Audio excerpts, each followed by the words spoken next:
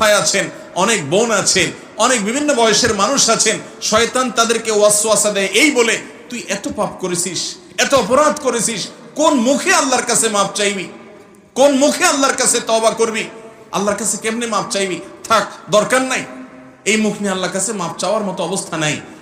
এই কথা যদি আপনার মনে কখনো জাগ্রত হয়, উদ্রেক হয়, তাহলে আপনি নিশ্চিত হয়ে যাবেন আপনার আশপাশে ইবলিস ভরে গেছে এবং আপনার উপরে ভর করেছে, আপনার ধ্বংসের চূড়ান্ত পথে আপনাকে নেয়ার জন্য সে চেষ্টা করছে। নিরাশ হওয়া এটা মুসলমানকে সাজে না। আপনার পাপ যত বেশি হোক না কেন, আল্লাহর রহমতের পাওয়ার তার চাইতে অনেক বেশি।